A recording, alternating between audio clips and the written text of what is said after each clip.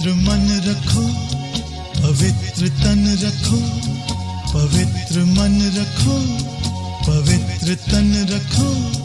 पवित्रता मनुष्यता की शान है, जो मन वचन कर्म से पवित्र है, वो चरित्रवान ही यहाँ महान है। पवित्र मन रखो, पवित्र तन रखो, पवित्रता मनुष्यता की शान है, जो मन वचन कर्म से पवित्र है, वो चरित्रवान ही यहाँ महान है।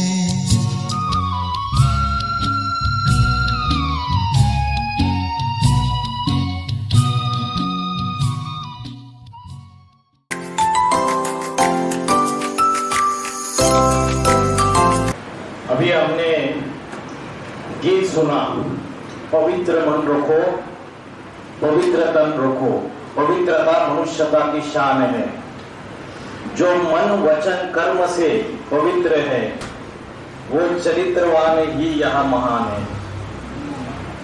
याद रहेगा, तन भी पवित्र, मन भी पवित्र, और हम जो कर्म कर रहे हैं वो भी पवित्र होने चाहिए। तो आज हमारा सेमिनार का टॉपिक है आध्यात्मिकता क्या है, आध्यात्मिकता का सही अर्थ क्या है। आज धर्म के ऊपर जो आस्था है उसी को हम आध्यात्मिकता समझ बैठते हैं। मुस्लिम लोग मस्जिद में जाते हैं, हिंदू लोग मंदिर में जाते हैं, अलग अलग उपासना करते हैं, होम हवन करते हैं, मंत्र जाप करते हैं, पूजा करते हैं अपने देवी देवताओं की। उसके बावजूद हिंदू और मुस्लिम आपस में लड़ाई झगड़ा क्यों कर रहे हैं? क्योंकि कोई भी धर्म और कोई भी अध्यात्म क्या कभी हिंसा सिखाता है? वॉयलेंस सिखाता है कोई धर्म या कोई अध्यात्म या कोई संत महात्मा? कभी भी हिंसा करना नहीं सिखाते। यहां तक कि जो श्रीमद् भगवत गीता में जो महाभारत युद्ध का जो वर्णन किया हुआ है, वो युद्ध भी अहिंसक है। उसका गहरा गुह्य अर्थ न समझने के कारण हमने उसको हिंसक युद्ध समझ लिया। तो कोई भी संत महात्मा कभी हिंसा करना नहीं सिखाता है। तो धर्म के ऊपर जो आस्था है हमारी, वो अध्यात्म नहीं है, इतनी लिमिटेड व्याख्या नहीं है। हर एक व्यक्ति धर्म के ऊपर आस्था रख रहा है, उसके बावजूद दुनिया में अति में पापाचार, भ्रष्टाचार, व्यभिचार, दुख, अशांति, हिंसा बढ़ती चली जा रही है, आतंकवाद बढ़ता चला जा रहा है। प्रॉपर्टी के छोटे से झगड़े के लिए भाई भाई का गला काट देता है। ऐसे हालत अभी सृष्टि में है। समाज आपस में लड़ाई झगड़ा कर रहे हैं, जाति आपस में लड़ाई झगड़ा कर रहे हैं, धर्म आपस में लड़ रहे हैं, राज्य आपस में लड़ रहे हैं, देश आपस में लड़ रहे हैं। अभी सारी दुनिया तीसरे विश्व युद्ध के कगार पे खड़ी है या नहीं है?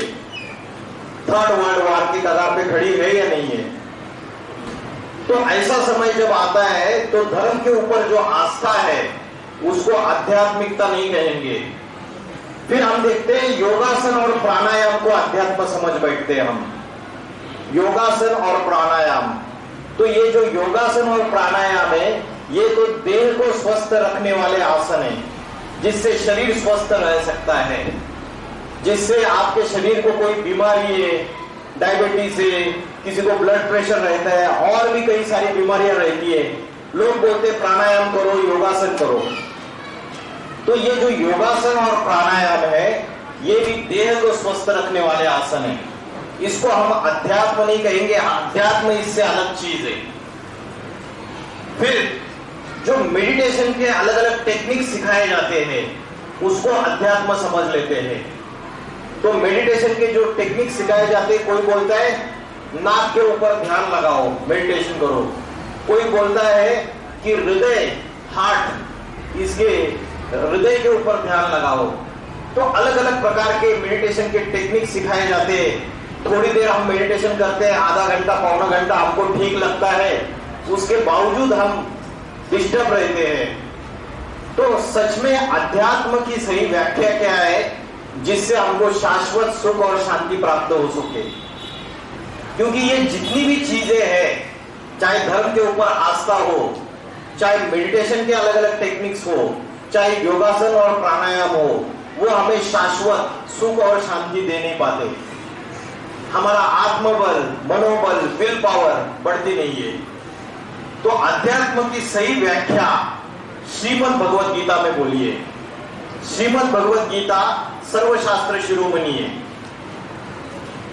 जितने भी धर्म ग्रंथ है, चाहे कुरान है, चाहे बाइबल है, चाहे धम्मपद है बुद्ध धर्म का, चाहे ग्रंथ साहब है, जितने भी धर्म ग्रंथ है उस सबका सर्वशास्त्र शिरोमणि श्रीमद् भगवत गीता को माना जाता है। तो उस श्रीमद् भगवत गीता एक ही ऐसा धर्म ग्रंथ है जिसमें भगवान उवाच लिखा हुआ है। दूसरा कोई भी धर्म ग्रंथ ऐसा नहीं है जिसमें भगवान उवाच लिखा हुआ है। तो उस गीता में अध्यात्म के लिए बोला है, अध्यात्म विद्या विद्या नाम। ये अध्यात्म विद्या सर्व विद्याओं में सर्वश्रेष्ठ विद्या है। तो आज स्कूल और कॉलेजेस और यूनिवर्सिटीज में डॉक्टर बनने की, इंजीनियर बनने की, वकील बनने की, अलग अलग प्रोफेशंस में जाने की पढ़ाई जाती है। तो ये भी एक प्रकार की विद्या है, लेकिन इन सब विद्याओं में सर्वश्रेष्ठ विद्या है अध्यात्म विद्या, जो आज किसी भी स्कूल, कॉलेज, यूनिवर्सिटीज में सिखाई नहीं जाती। आज से 200-300 साल पहले गुरुकुल होते थे भारत में। ये तो लॉर्ड मैकॉले जब ब्रिटिश आए 17-18 सेंचुरी में, और उसके बाद लॉर्ड मैकॉले ने ये शिक्षण प्रणाली भारत में लाई। ये जो अलग अलग सब्जेक्ट्स आज आप पढ़ रहे हो, इसके पहले गुरुकुल पद्धति होती थी, उसमें भी सारी शिक्षाएं दी जाती थी। लेकिन अल्पकाल के जो पेट भरने के लिए जो विद्या होती है कि पैसे कमाने के लिए, उतनी नहीं सिखाई जाती थी। गुरुकुल की जो शिक्षा होती थी उसमें नैतिकता के, चारित्र्य के, अच्छाई के संस्कार भी दिए जाते थे। तो आज वो गुरुकुल तो खत्म हो गए। तो जो परमात्मा ने श्रीमद् भगवत गीता में बोला है अध्यात्म विद्या विद्या नाम, ये अध्यात्म विद्या सर्वश्रेष्ठ विद्या है। अधि माना अंदर और आत्मा माना आत्मा के अंदर का ज्ञान, आत्मा के अंदर की नॉलेज। आध्यात्मिक जो आत्मा के अंदर का ज्ञान है वही अध्यात्म है। आज हमें जो नॉलेज है वो कौन सा नॉलेज है? आपको स्कूल में क्या क्या सिखाया जाता है? साइंस पढ़ाया जाता है।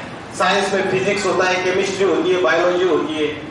आप देखिए बायोलॉजी में क्या होता है, जितनी भी नॉलेज होती है वो मनुष्य शरीर या प्राणियों के शरीर से रिलेटेड होती है।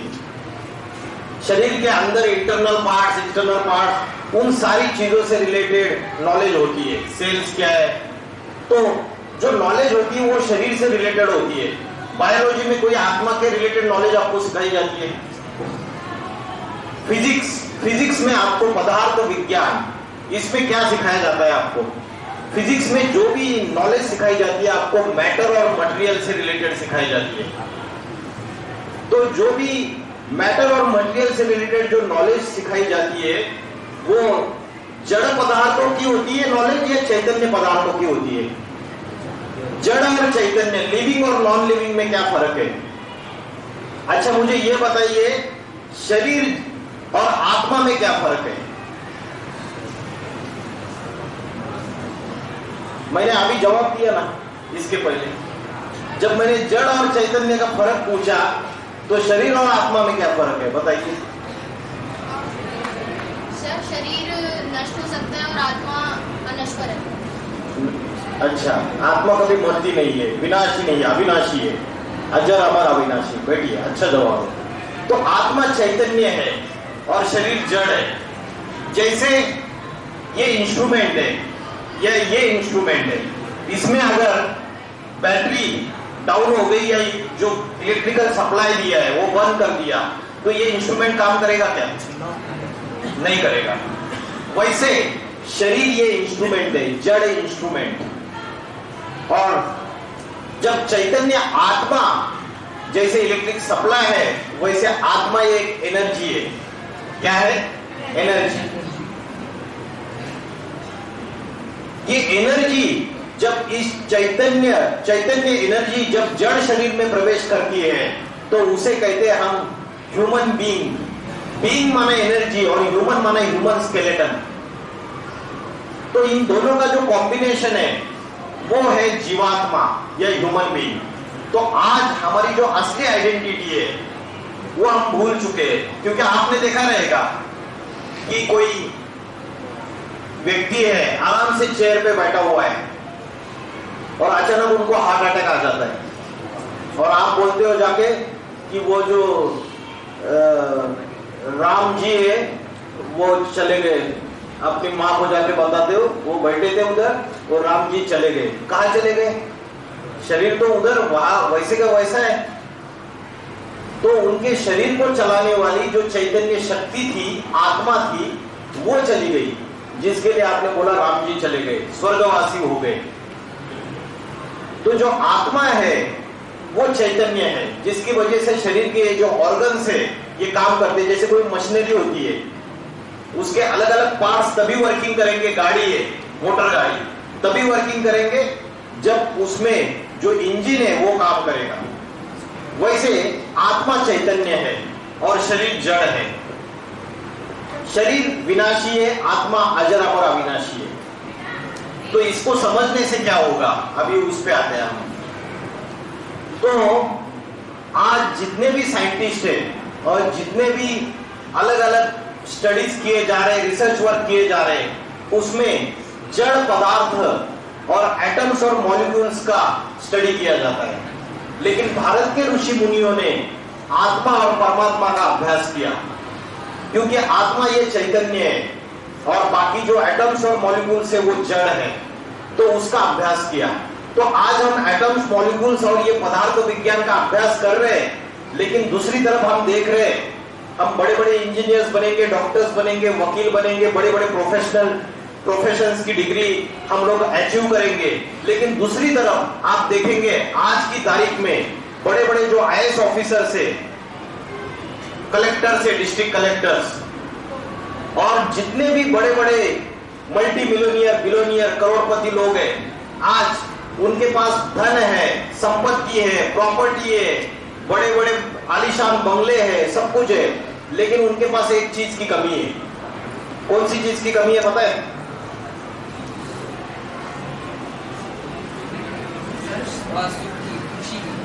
खुशी की। और एक दूसरा वर्ड विल पावर की कमी है। किसकी कमी है? विल पावर की कमी है। कोरोना जब आया, कोविड का जब ये स्प्रेड हुआ डिसीज, तब आपने देखा रहेगा कई सारे ऐसे बड़े बड़े व्यापारी, सेठ, करोड़पति लोग सिर्फ कोरोना की ये अफवाहें, रूमर्स अलग अलग न्यूज़पेपर पे, मीडिया में देख के डर के हार्ट अटैक आके शरीर छोड़ा। कोरोना की बीमारी की वजह से उन्होंने प्राण नहीं त्यागे, सिर्फ हार्ट अटैक, डर की वजह से, भय की वजह से, क्योंकि विल पावर कमजोर है। तो आज आत्मबल, मनोबल, जिसको विल पावर बोलते हैं, वो सबसे बड़ी शक्ति है। इसलिए बोला है गीता में, मन के हारे हारे, मन के जीते जीत। मन जीते सो जगत जीत, इंद्रिय जीते सो जगत जीत। जिसने अपने मन को जीत लिया उसने सारे जगत को जीत लिया। तो आज सुसाइड्स क्यों हो रहे हैं? बड़े बड़े IAS officers, IPS officers suicide कर रहे हैं।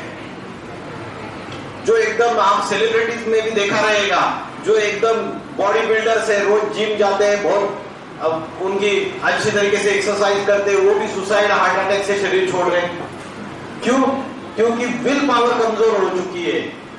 अलग अलग डिप्रेशन के शिकार हो रहे हैं, अलग अलग टेंशन, स्ट्रेस के शिकार हो रहे हैं। छोटे बच्चे से लेकर बूढ़े तक आज किसी का भी मन कंट्रोल में नहीं है, सबका मन भटक रहा है। सही बात है या गलत है? सही है ना? तो जो मन है, जो आत्मा है, उसका अभ्यास आज आपको सिखाया नहीं जाता है। तो अध्यात्म का अर्थ है आत्मा के अंदर की नॉलेज। तो आत्मा की तीन शक्तियां है, मन, बुद्धि और संस्कार। ये आत्मा की शक्ति है। आत्मा कभी मरती नहीं है। एक शरीर छोड़ के दूसरा शरीर धारण करती है, दूसरा छोड़ती है, तीसरा धारण करती है। जैसे हम ये कपड़े बदलते हैं, शरीर रूपी वस्त्र बदलते हैं, अलग अलग वस्त्र बदलते हैं हम, वैसे आत्मा शरीर रूपी वस्त्र बदलती है। जैसे एक कपड़ा पुराना हो जाएगा तो हम दूसरा कपड़ा पहनते हैं, वैसे आत्मा शरीर रूपी वस्त्र बदलती है। लेकिन आत्मा जब एक शरीर छोड़ के दूसरा शरीर धारण करती है तो उसके साथ साथ क्या ट्रैवल करता है, किसी को पता है? उसके साथ साथ क्या ट्रैवल करता है आत्मा के साथ साथ? हाँ?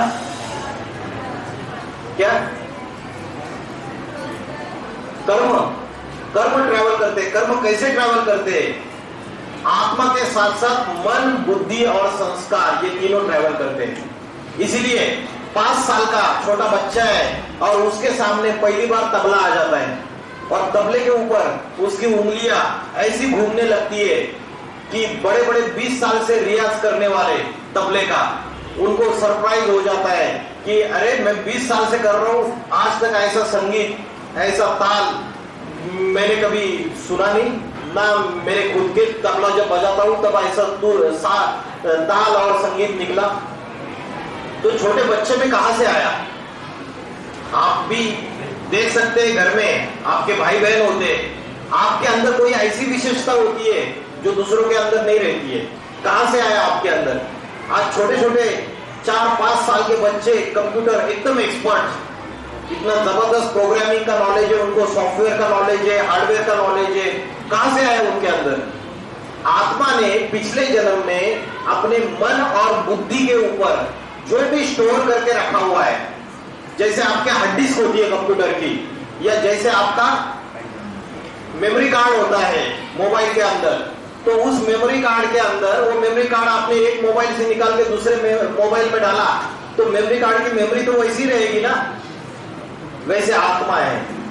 आत्मा के पिछले जन्म के अंदर हमने मन और बुद्धि के ऊपर जो भी स्टोर किया है और जो भी संस्कार हमारे आत्मा के अंदर आए हैं हमारे कर्मों के हिसाब से, वो सारे के सारे ट्रैवल होते हैं दूसरे जन्म में, जिसकी वजह से दूसरे जन्म में कोई कोई संस्कार हमारे इजीली इमर्ज हो जाते हैं।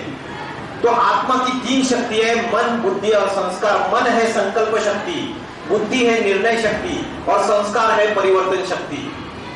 मन के अंदर संकल्प आते हैं, पॉजिटिव थॉट्स, निगेटिव थॉट्स। लेकिन आप बताइए पॉजिटिव ज्यादा आते हैं या निगेटिव ज्यादा आते हैं? परसेंटेज कितना रहता है? निगेटिव ज्यादा आते हैं ना। तो निगेटिव ज्यादा आते हैं तो जैसे घर में कचरा जमा हो जाता है तो डस्टबिन में डालते हैं और डस्टबिन में डालने के बाद डस्टबिन भी बाहर फेंकते हैं या घर में ही रखते हैं? बाहर फेंकते हैं कचरा सारा, डस्टबिन तो फिर से लाके रखते हैं। तो वैसे ये दिमाग कचरा हो चुका है, ये कूड़ा करकट सारा जमा होता है इधर। गांधी जी के 3 मंत्र थे, बुरा मत देखो, बुरा मत सुनो और बुरा मत कहो।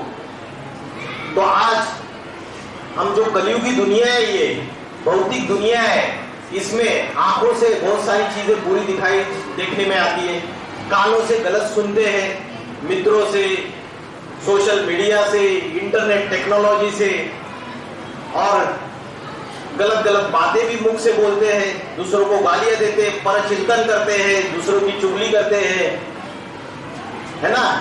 तो आज ये जो आत्मा के अंदर जो संस्कार हो रहे हैं वो गलत संस्कार, निगेटिव थिंकिंग मन में ज्यादा हो रही है। तो ये जो डस्टबिन में कचरा जमा हो रहा है उसको साफ तो करते नहीं है। सवेरे से लेकर रात तक हम जितना समय देते हैं वो शरीर के लिए देते हैं, अपनी बॉडी के लिए देते हैं। कैसे बॉडी के लिए देते हैं? आप स्कूल में आते हो, पढ़ाई पढ़ते हो, तो पढ़ाई भी इसलिए पढ़ रहे हो कि कल जाके आप बड़े होके कोई अच्छी एक आपको पोजीशन मिल जाए, आपको नौकरी मिल जाए, उसके लिए आप पढ़ाई पढ़ रहे हो। तो जो कर रहे हो वो शरीर के अर्थ कर रहे हो। तो मैं ये नहीं बोल रहा हूं नहीं करना है, करना है, लेकिन शरीर के साथ साथ आत्मा की भी प्रवृत्ति है, आत्मा का भी बैलेंस है। तो सवेरे से लेकर रात तक हम देह के लिए करते हैं। इस शरीर को अच्छा खाना चाहिए, अच्छे कपड़े चाहिए, अच्छे अच्छे सुख के साधन चाहिए, वो सारी चीजों से जितनी भी अपनी इच्छाएं रहती है उसके पीछे हम भागते रहते हैं। और उन इच्छाओं के पीछे भागते भागते भागते भागते हमारा मन जो है वो हमेशा डिस्टर्ब रहता है, मन एकाग्र नहीं हो पाता। तो मन हमारा एकाग्र नहीं हो पाता क्योंकि आत्मा अनेक जन्म लेते लेते, अनेक शरीर बदलते बदलते और इंद्रियों से सुख भोगते भोगते आत्मा की बैटरी डिस्चार्ज हो जाती है। जैसे मोबाइल की बैटरी डिस्चार्ज होती है, वैसे अनेक जन्म लेते लेते आत्मा की बैटरी डिस्चार्ज हो जाती है। आत्मा 3 गुणों के अधीन चली जाती है, सत्व, रजो और तमो। सत्व मीन्स प्योर स्टेज, रजो मीन्स सेमी प्योर और तमो मीन्स इम्प्योर स्टेज। इन तीनों स्टेज से आत्मा पसार हो जाती है और उसका मूल कारण रहता है कि हम बॉडी कॉन्शियसनेस में आ जाते हैं, अपनी आत्मा को भूल जाते हैं और अपने आप को देह समझ बैठते हैं, शरीर समझ के बैठते हैं। तो बॉडी कॉन्शियसनेस में आने से सबसे बड़ा प्रॉब्लम होता है, आत्मा के अंदर, मन के अंदर 5 विकारों का प्रवेश हो जाता है, 5 भूतों का प्रवेश हो जाता है, 5 राक्षसों का प्रवेश हो जाता है। कौन है वो 5 भूत, बताइए? हैं? कौन बता रहा है? काम, क्रोध, लोभ, मोह, अहंकार। काम माना कामना, कामना माना इच्छा, और इच्छाओं में सबसे प्रबल इच्छा है विषय वासना। क्रोध, क्रोध माना गुस्सा आता है बहुत। बोलते हैं गुस्से की जो, क्रोध की एक चिंगारी सारे घर को जला के राख कर सकती है। उसके बाद लालच, लोभ, मेरी थाली में जो परोसा है वो तो खाऊंगा ही खाऊंगा, लेकिन उसकी थाली में जो परोसा है वो भी छीन के खाऊंगा, जिसको बोलते हैं लालच। मोह और अहंकार, ईगो। तो ये 5 जो भूत है ये सबके आत्मा के अंदर प्रवेश हो चुके हैं।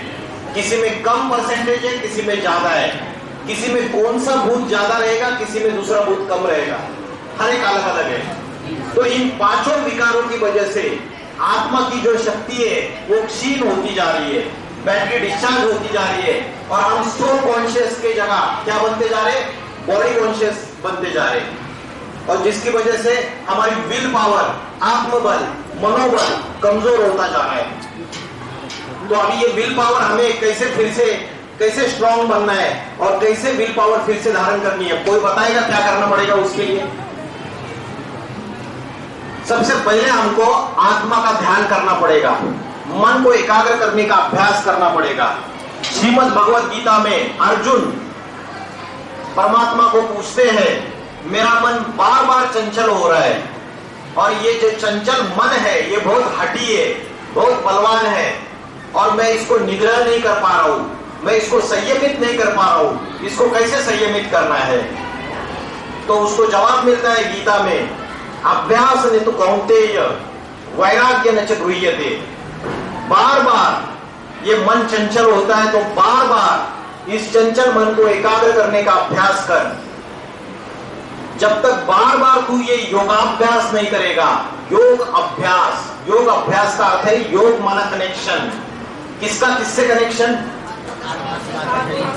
आत्मा का आत्मा का शरीर से कनेक्शन नहीं, आत्मा का परमात्मा से कनेक्शन।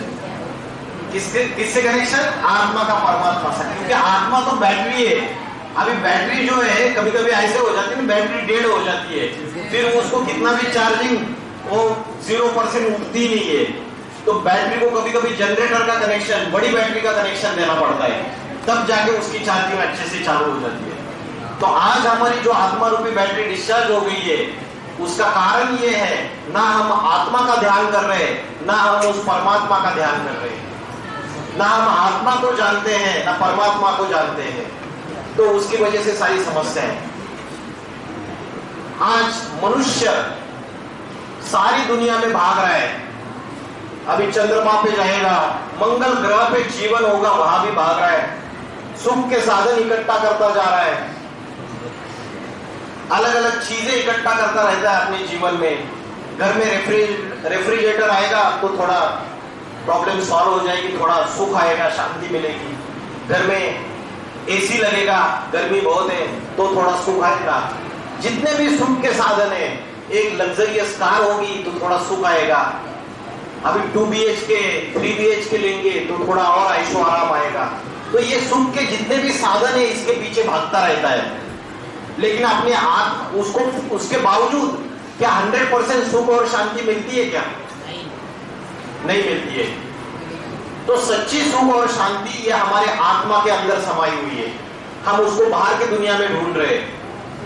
आपको एक कस्तूरी मृग होता है, पता है आपको कस्तूरी मृग?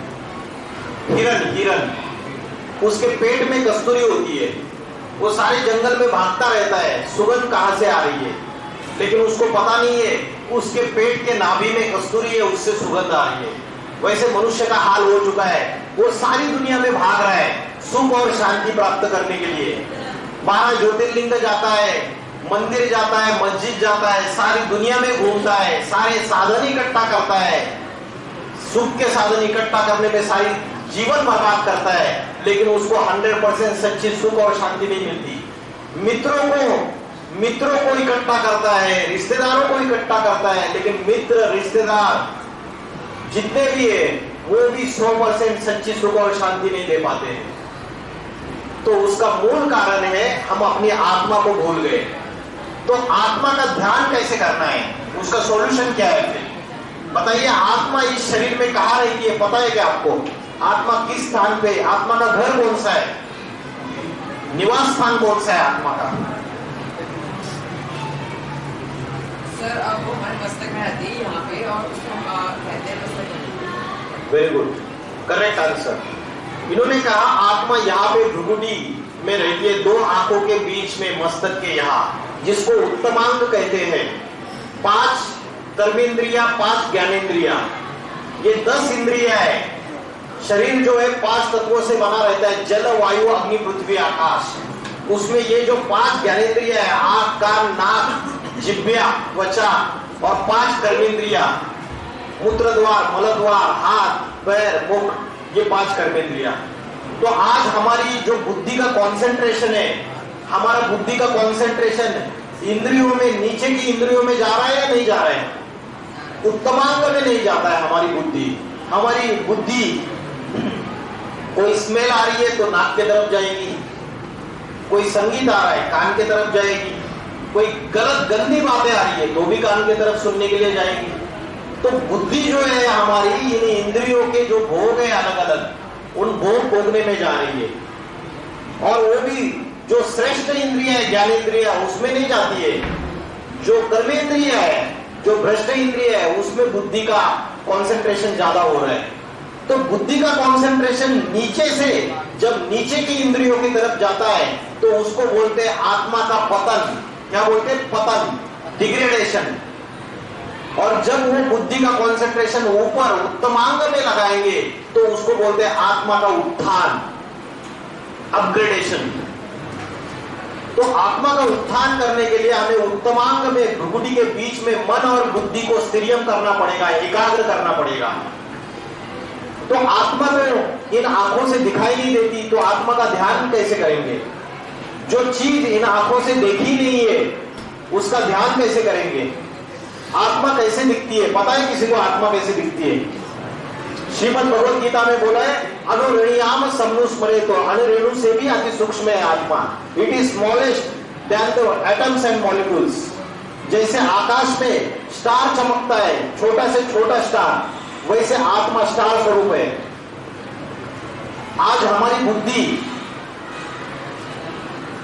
अगर मैंने आपको बोला कि आपका घर, जो गांव में आपका घर है, जो आपका नेटिव प्लेस है, वहां आपका गांव में एक घर है, उसको याद करो, तो आपकी बुद्धि तुरंत चली जाएगी, उस गांव में चली जाएगी, उस घर में चली जाएगी, तुरंत भागेगी बुद्धि। लेकिन अगर मैंने आपको एक अभ्यास होमवर्क दे दिया कि आकाश में जैसा छोटा सा स्टार चमक रहा है, वैसा स्टार आप इधर भ्रुकुटी के बीच में उसको याद करो, तो आप बोलेंगे सर बहुत मुश्किल है, मुझे होता ही नहीं है, मैं बार बार ट्राई कर रहा हूं। क्योंकि सूक्ष्म को याद करना, सूक्ष्म को याद करोगे तो बुद्धि सूक्ष्म हो जाएगी, एकाग्र हो जाएगी, मन एकाग्र हो जाएगा। अभी हम स्थूल बड़ी बड़ी चीजों को याद कर रहे हैं, शरीरों को याद करते हैं। कभी पिताजी याद आते हैं स्कूल में बैठे बैठे, कभी माँ याद आती है, कभी कोई सहेली याद आती है, कभी दोस्त याद आता है, कभी कौन याद आता है, कभी कौन याद आता है। तो बुद्धि बड़े बड़े मोटे मोटे सूक्ष्म, मोटे मोटे स्थूल शरीरों को चीजों को, वस्तुओं को, पदार्थों को याद करने के आदी है। उसको सूक्ष्म में एकाग्र, छोटी से छोटी सूक्ष्म स्टार में अगर एकाग्र करेंगे, मन बुद्धि को स्थिरियम करेंगे, तो देखिए आपकी विल पावर कैसे बढ़ती है। ट्राई करके देखिए। आत्मा का ध्यान करने का सबसे अच्छा समय कौन सा है बताइए? किस समय ये प्रैक्टिस करेंगे आप, ये एकाग्रता की?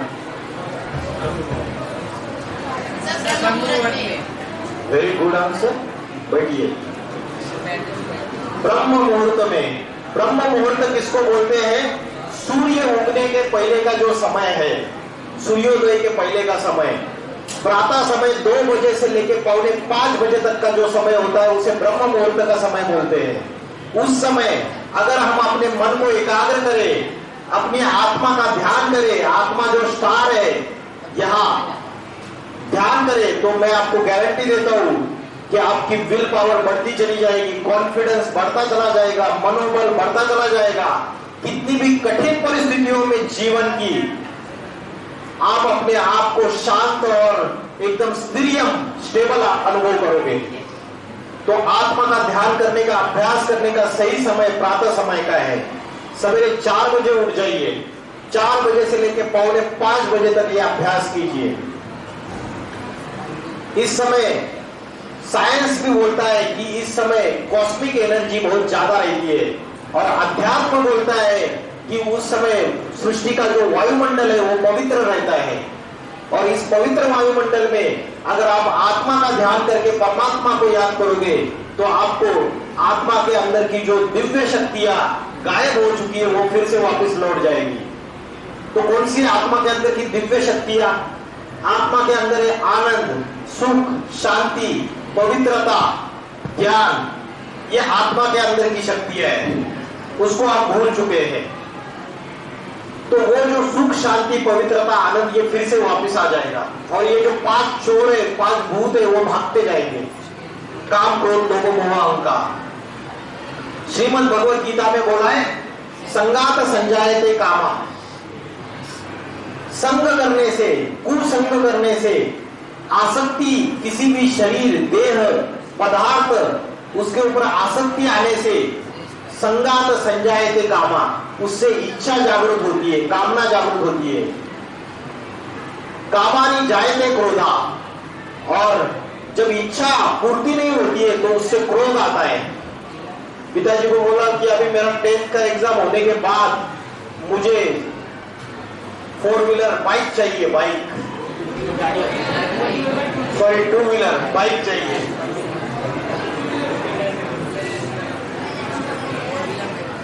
तो पिताजी ने बाइक दी नहीं और इच्छा की पूर्ति नहीं हुई, तो फिर क्या होता है? फिर घर में क्या होता है? कलेश होता है, वायलेंट, बच्चा वायलेंट हो जाता है फिर। तो कामानि जायते क्रोधा, क्रोधानि भवति सम्मोहा, काम से क्रोध जन्म लेता है। काम माने इच्छा। कामानि जायते क्रोधा, जब इच्छा की पूर्ति नहीं होती है तो क्रोध जन्म लेता है। क्रोधानि भवति सम्मोहा, क्रोध से मोह जन्म लेता है, अटैचमेंट। सम्मोहात बुद्धि नाशा, उससे बुद्धि का नाश हो जाता है। फिर अलग अलग गंदी गंदी लतें लग जाती है। बुद्धि नाशात प्रणश्यन्ति, उससे प्राणों का नाश हो जाता है। तो श्रीमद् भगवद गीता में बोला है कि कैसे ये 5 विकार हमें पूरी तरीके से बर्बाद कर देते हैं। तो इनको भगाने के लिए हमें आत्मा का ध्यान करना है। आत्मा भ्रुकुटी के बीच में स्थित है। इसका मुख्य प्रमाण, प्रूफ है कि भारत की जितनी भी कन्या माताएं यहाँ पे बिंदी लगाती है और पुरुष लोग यहाँ पे टीका लगाते हैं। बिंदी लगाने की और टीका लगाने की ये परंपरा द्वापर युग से ऋषि मुनियों ने इसलिए शुरुआत की क्योंकि मनुष्य जो है वो बॉडी कॉन्शियसनेस में आने लगा, इंद्रियों के अधीन होने लगा, काम, क्रोध, लोभ, मोह, अहंकार, इन विकारों में फंस गया पूरी तरीके से। तो उसकी वजह से मनुष्य को अपने आत्मा का भान रहे, इसलिए ये परंपरा शुरू की थी बिंदी लगाने की। लेकिन आज क्या हो गया, उसको फैशन बन के रह गई वो। आज उसका गुण आध्यात्मिक रहस्य भूल गए हम। तो आत्मा जो है वो भ्रुकुटी के बीच में स्थित है, उसका ध्यान करने से ये प्रेम, सुख, शांति, आनंद फिर से लौट जाएगा। कठोपनिषद में बोला है, आत्मा नाम रथिनम विद्धि शरीरम रथमेव च। आत्मा रथी है, रथी माना पैसेंजर, शरीरम रथमेव च, शरीर रथ है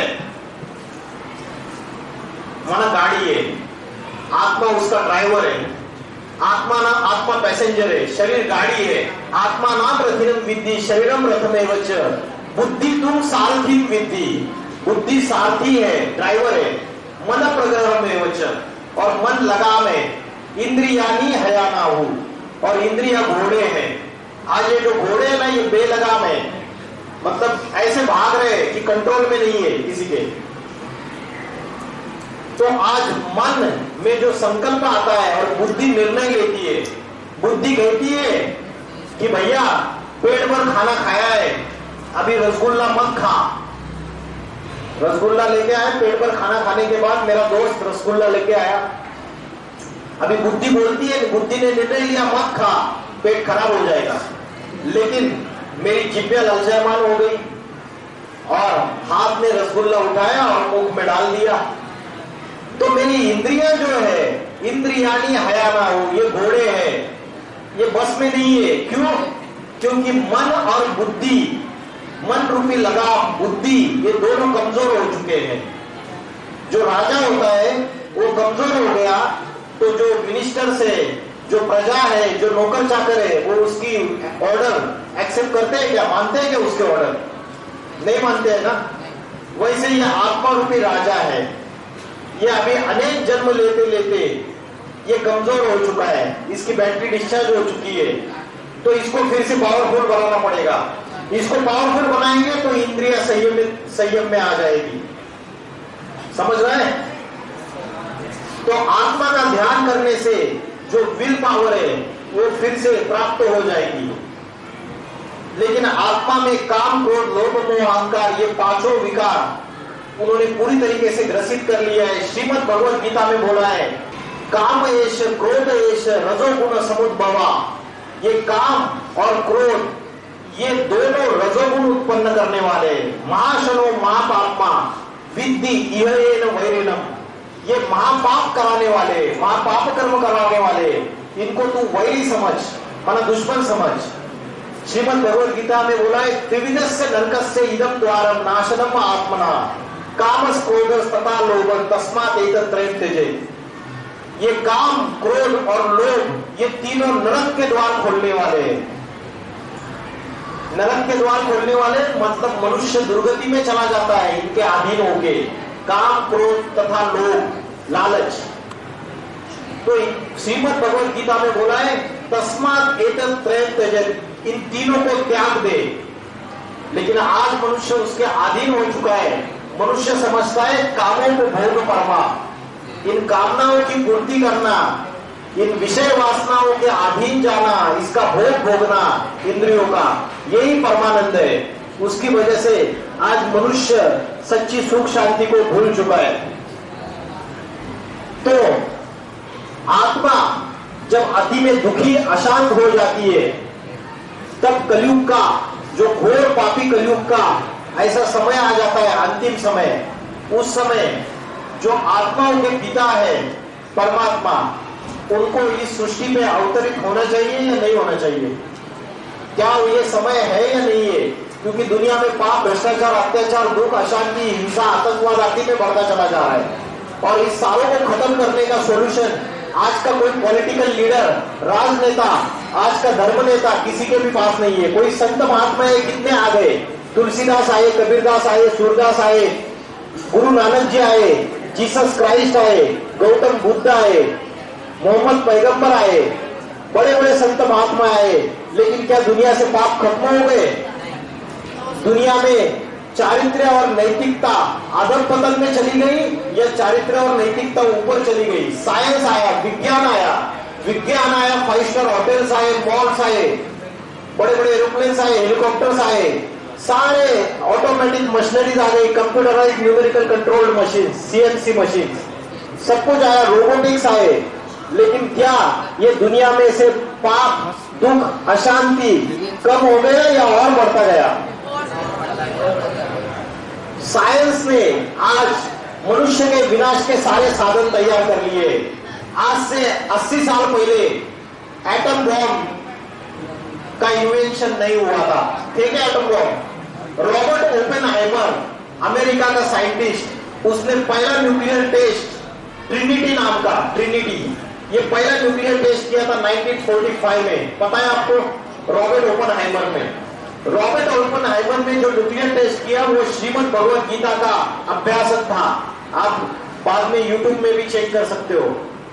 और जो न्यूक्लियर टेस्ट किया उसके बाद हिरोशिमा और नागासाकी के 1945 में पहले एटम बॉम्ब का एक्सप्लोजन किया गया। तो आज 1945 के बाद कितने साल हो गए? 80 साल हो गए। तो आज जो पहली बार एटॉमिक एक्सप्लोजन किया गया, आज 80 साल में दुनिया की हालत क्या हो गई? आज छोटे से छोटे देश के पास atom bomb, nuclear bombs, nuclear weapons, nuclear missiles, submarines, सब कुछ छोटे से छोटे कंट्री के पास अवेलेबल है। नॉर्थ कोरिया जैसा छोटा सा देश, पॉपुलेशन कितनी होगी? 2 करोड़ 3 करोड़ पॉपुलेशन है। दिल्ली इतना नॉर्थ कोरिया देश है, सारी दुनिया को, अमेरिका को जैसी महासत्ता को धमकी देता है। किस बेसिस पे धमकी देता है? न्यूक्लियर पावर, उसके पास जो न्यूक्लियर मिसाइल्स है। तो आज साइंस ने तरक्की तो की, लेकिन साइंस ने तरक्की के साथ साथ अपने विनाश के, मनुष्य के विनाश के, डिस्ट्रक्शन के सारे साधन तैयार कर दिए। सही है, गलत है? शेख चिल्ली जिस पेड़ की डाली पे बैठा हुआ है उसी डाली को अगर काट रहा है तो खुद भी नीचे गिरेगा या नहीं गिरेगा? गिरेगा। तो मनुष्य ने अपने विनाश के सारे साधन तैयार कर दिए। आज की तारीख में रिमोट कंट्रोल का एक बटन प्रेस करेंगे तो ऐसी सारी दुनिया 1 सेकंड में खलास हो सकती है। सारी दुनिया तीसरे विश्व युद्ध के कगार पे खड़ी हुई है। रशिया और यूक्रेन पिछले 1-1.5 साल से उनके बैटल चल रहा है, युद्ध चल रही है।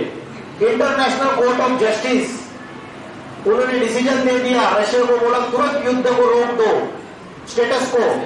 लेकिन उसके बावजूद रशिया ने इंटरनेशनल कोर्ट ऑफ जस्टिस की बात नहीं मानी। United nations of organisation peace establish करने के लिए स्थापन की सारी संस्थाएं ये फेल है। अंतरराष्ट्रीय जितने भी बड़े बड़े पीस कॉन्फ्रेंस, अहिंसा सम्मेलन किए जाते हैं, उससे कुछ दुनिया में शांति स्थापन नहीं हो पा रही है। बड़े बड़े शांति के नोबेल प्राइज दिए जाते हैं, लेकिन कोई शांति स्थापन नहीं हो पा रही है। हिंदू मुस्लिम आपस में दुश्मनी बढ़ती चली जा रही है। तो मनुष्य ने अपने विनाश के सारे साधन तैयार कर लिए। आगे चल के हिंदू मुस्लिम सिविल वार्स भी चालू हो सकते हैं। अभी तो ट्रेलर चल रही है, आगे चल के बड़ा मूवी आना बाकी है, रिलीज होना बाकी है। तो मनुष्य धरती के ऊपर पापों का बोझा बढ़ता चला जा रहा है, और धरती के ऊपर पापों का बोझा बढ़ता चला जा रहा है। उसकी वजह से ये धरती माता उसका बदला लेगी या नहीं लेगी? तो बड़े बड़े भूकंप, बड़े बड़े ज्वालामुखी, इससे भी सृष्टि विनाश के कगार पे खड़ी हुई है। अभी सीरिया में, तुर्कस्तान में भूकंप हुए, हजारों लाखों लोगों की मौत हो गई, जख्मी हो गए, इंजर्ड हो गए। तो आज ये सारी सृष्टि ये दिखने के लिए बड़ी बड़ी सजी धजी दिख रही है, लेकिन अंदर क्या है? ढोलक पोल। बाहर से बड़ी सुंदर दिख रही है ये दुनिया, लेकिन अंदर से कुछ नहीं है, ढोलक पोल है। तो ऐसा जब सृष्टि की हालत हो जाती है तो कलयुग का ये अंतिम समय, घोर पापी कलयुग का समय आ जाता है। तो ये सृष्टि 4 युगों में है। कौन से 4 युग है? सतयुग, त्रेता युग, द्वापर युग और कलयुग। तो कलयुग का जो लास्ट का 100 इयर्स का समय है उसे बोलते हैं संगम युग। उस संगम युग में परमात्मा शिव शंकर भोलेनाथ इस सृष्टि पे अति साधारण मनुष्य तन में अवतरित होते हैं, क्योंकि परमात्मा ज्ञान का सागर है, पवित्रता का सागर है, गुणों का सागर है। तो परमात्मा के अंदर जो ज्ञान है, सत्य ज्ञान है, सारी सृष्टि का उत्थान करने का ज्ञान है, सारी सृष्टि को परिवर्तित करने का ज्ञान है, पापी से पावन बनाने का ज्ञान है। वो ज्ञान परमात्मा कैसे देगा? हम तो बोलते हैं ऊपर वाला, वो ऊपर बैठा है, ऊंचा तेरा नाम, ऊंचा तेरा धाम, ऊंचा तेरा काम। तो परमात्मा प्रैक्टिकल इस सृष्टि पे जब अवतरित होंगे अति साधारण मनुष्य शरीर में, उनको शरीर का आधार लेना पड़ेगा, तब इस सृष्टि में वो सत्य गीता का ज्ञान बता सकते हैं, राजयोग की शिक्षा पढ़ाते हैं और उसके द्वारा इस सृष्टि का, पापी सृष्टि का, कलियुगी सृष्टि का परिवर्तन करके नई दुनिया, सतयुग, स्वर्ग स्थापन करते हैं। तो अभी ये जो समय चल रहा है ये संगम युग का समय चल रहा है। तो परमात्मा कौन है, कहाँ के रहने वाले हैं, उनका घर कौन सा है और इस सृष्टि पे कब अवतरित होते हैं। ये मनुष्य लोग है पृथ्वी और उसके ऊपर है सूरज चांद सितारे। उस सूरज चांद सितारे के परे परमात्मा रहने वाले हैं, जिसके लिए श्रीमद् भगवद गीता में बोला है, न तद्भासे तो सूर्य न शशांको न पावको यद गत्वा न निवर्तन्ते तद धामो परमम मम। जहां चंद्र सूर्य तारों की रोशनी नहीं पहुंच सकती, उस परम धाम का, उस ब्रह्मलोक का मैं रहने वाला हूं। तो परमात्मा ब्रह्मलोक के रहने वाले हैं। लेकिन कलयुग के अंतिम समय में वो अति साधारण मनुष्य तन में अवतरित होंगे, उनके द्वारा सृष्टि परिवर्तन करने का कार्य करते हैं। आगे वो आध्यात्मिक ज्ञान देते हैं, ऐसा ज्ञान देते हैं जिससे सृष्टि का परिवर्तन हो जाता है। तो श्रीमद् भगवद गीता में बोला है, राज विद्या राज गुह्यम पवित्रम इद उत्तमम। ये राज विद्या है, ये राजयोग है जो स्वयं परमात्मा आके सिखाते हैं, साक्षात ईश्वर के द्वारा सिखाया जाता है। तो ये जो राजयोग की शिक्षा है वो स्वयं परमात्मा आके अभी सिखा रहे हैं, जिससे हम आत्मा के अंदर की जो अष्ट शक्ति है वो फिर से वापिस आ सकती है। तो राजयोग की शिक्षा क्या है? देखिए, ये व्यक्ति इस आसन में बैठा हुआ है तो वो बैठ के अपनी आत्मा का ध्यान कर रहा है। अपनी आत्मा का ध्यान करते हुए परमात्मा को याद कर रहा है। परमात्मा को देखा ही नहीं है तो उसको याद कैसे करेंगे? जब वो चैतन्य रूप में किसी साधारण मनुष्य शरीर में अवतरित हो जाते हैं तब हम उनको यथार्थ रूप में याद कर सकते हैं। और जब हम उनको यथार्थ रूप में याद करते हैं तो हमारे आत्मा के अंदर जो अनेक जन्मों के पाप कर्मों का बोझा चढ़ा हुआ है वो पाप कर्म नष्ट हो सकते हैं। जिसके लिए शास्त्रों में बोला है, सन्मुख होई जीव मोही जब ही जन्म कोटि अद नाशई तभी। जब जीव मेरे सन्मुख आता है तब उसके अनेक जन्मों के पाप कर्मों का विनाश हो जाता है। तो देखिए, ये राजयोग की जो शिक्षा है, ये आत्मा का ध्यान करने का अभ्यास करके परमात्मा को याद कर रहा है ये व्यक्ति। ये जो उसका आसन है ये 4 पिलर्स के ऊपर है। पहला पिलर है ब्रह्मचर्य। ब्रह्मचर्य का अर्थ है मन की पवित्रता, वाचा की पवित्रता और कर्मों में पवित्रता। इसको बोलते हैं ब्रह्मचर्य, ब्रह्मा का आचरण। जो ब्राह्मण होता है, ब्राह्मण का मूल गुण होता है उसकी वाणी भी पवित्र होनी चाहिए। ब्राह्मण कोई जाति के ब्राह्मण की बात नहीं है, जो आचार और विचार से ब्राह्मण है उसकी बात कर रहा हूं मैं। वाणी भी पवित्र, उसका कर्म भी पवित्र और उसके मन के विचार भी पवित्र। मन में अच्छे संकल्प चल रहे हैं, मन में दूसरों के प्रति पॉजिटिव विचार आ रहे हैं, तो वो मन की पवित्रता है। आज हम दूसरों का चिंतन करते रहते, दूसरों के अवगुण, दूसरी की कमियां खामियां देखते रहते। बोला है, परचिंतन पतन की जड़, स्वचिंतन उन्नति की सीढ़ी। तो पहला जो पिलर है वो है ब्रह्मचर्य। राजयोग का दूसरा पिलर है शुद्ध अन्न। बोला है, जैसे खाओगे अन्न वैसे बनेगा मन, और जैसे पियोगे पानी वैसी होगी वाणी। अन्न का मन से कनेक्शन है। तो अन्न ये शुद्ध अन्न होना चाहिए। घर में माँ के हाथ का या बहन के हाथ का या खुद के हाथ से बनाया हुआ भोजन ये पवित्र भोजन है। लेकिन अगर बाहर होटल रेस्टोरेंट्स में खाना खाते तो जो व्यक्ति खाना बनाने वाला है, अगर उसके मन में गंदे विचार चल रहे, चोरी के विचार चल रहे और भी कुछ डर्टी थॉट्स आ रहे उसके मन में, तो उसके हाथ से जो वाइब्रेशंस निकल रहे, वाइब्स निकल रहे, उसके हाथ से बनाया हुआ भोजन खाएंगे तो उसका जैसा मन है वैसे आपका मन बनेगा।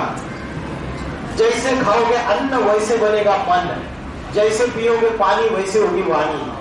कलयुग में 2 दोष सबसे बड़े दोष है, वो है अन्न दोष और संग दोष। संग तारे कुसंग बोले। तो अच्छी कंपनी, गुड कंपनी करेंगे तो आप गलत चीजों से पार हो जाएंगे, और बैड कंपनी करोगे तो डूब जाओगे। किसमें डूब जाओगे? विकारों के दलदल में, गलत चीजों में। तो दूसरा है शुद्ध अन्न। आगे बैठिए। तीसरा पिलर है दैवी गुण। दैवी गुण क्या क्या होते हैं? श्रीमद् भगवद गीता का 16वां अध्याय पढ़िए। भगवद गीता किसी ने पढ़ी है क्या आज तक? किसी ने पढ़ा है भगवद गीता? भगवद गीता की किताब है क्या? कितने लोगों के घर में भगवद गीता की किताब है? आज अमेरिका के कॉलेजेस में, जर्मनी में, बेल्जियम में, ठीक है, हाथ नीचे कीजिए, हाथ नीचे कीजिए। आज अमेरिका के स्कूल्स में, बेल्जियम में, जर्मनी में, अलग अलग स्कूल से उसमें श्रीमद् भगवद गीता पढ़ाई जाती है। आप गूगल में या यूट्यूब में भी चेक कर सकते हैं। अध्याय 16 देखिए आप, 16 अध्याय, चैप्टर 16, उसमें आपको दैवी गुण क्या है ये पता चलेगा। दैवी गुण क्या होते हैं और राक्षसी गुण क्या होते हैं, तो अध्याय 16 का अभ्यास कीजिए। तो आत्मा के अंदर निर्भयता होनी चाहिए, आत्मा के अंदर मिठास होनी चाहिए, मीठी वाचा होनी चाहिए, सहनशीलता होनी चाहिए, सहयोग की शक्ति होनी चाहिए दूसरों को। आत्मा के अंदर दूसरों के दुर्गुण अवगुण संभालने की शक्ति होनी चाहिए। ये आत्मा की अष्ट शक्ति है, ये दैवी गुण है सारे के सारे। और चौथा पिलर है सत्संग। सत्संग माना एक सत्य जो ईश्वर है उसका संग करना चाहिए, बुद्धि से भी, कानों से भी उसकी वाचा सुननी चाहिए। रोज मन के अंदर हमारे निगेटिव थॉट्स ज्यादा आते हैं और निगेटिव बातें हम ज्यादा सुनते हैं, तो रोज आपको पॉजिटिव, जिससे हमारा मन शक्तिशाली हो सके, ऐसे पॉजिटिव सत्संग की बातें सुननी चाहिए, अच्छे विचार सुनने चाहिए। तो ये 4 पिलर से राजयोग की शिक्षा के, ब्रह्मचर्य, शुद्ध अन्न, दैवी गुण और सत्संग। तो राजयोग की ये शिक्षा स्वयं परमात्मा आके पढ़ा रहे हैं, और ये कलयुग का, सृष्टि का अंतिम समय है। We are on the verge of the destruction, we are on the verge of the third world war, क्योंकि आज सारी दुनिया में ये विनाश के साधन तैयार हो चुके हैं। एटम बॉम्ब का जब एक्सप्लोजन होगा, एटम बॉम्ब का जब एक्सप्लोजन होगा, तो जो अर्थ का जो ग्लोबल टेम्परेचर है वो बढ़ जाएगा। उससे दक्षिण ध्रुव और उत्तर ध्रुव, नॉर्थ पोल और साउथ पोल के बड़े बड़े बर्फ के जो ग्लेशियर्स है वो पिघल जाएंगे, मेल्ट हो जाएंगे, और वो मेल्ट होने से जो ओशंस का जो लेवल है वो बढ़ता चला जाएगा। उससे यूरोप, अमेरिका, अफ्रीका, ये बड़े बड़े जो खंड है वो समुद्र के अंदर, ओशंस के अंदर चले जाएंगे। बड़े बड़े सिटीज ओशंस के अंदर चले जाएंगे। भूकंप होने से बड़ी बड़ी बिल्डिंग्स ताश के पत्तों के जैसे गिर जाएगी। एटम बॉम्ब का जब एक्सप्लोजन होगा, एटम बॉम्ब का जब एक्सप्लोजन होगा, तो जो अर्थ का जो ग्लोबल टेम्परेचर है वो बढ़ जाएगा उससे।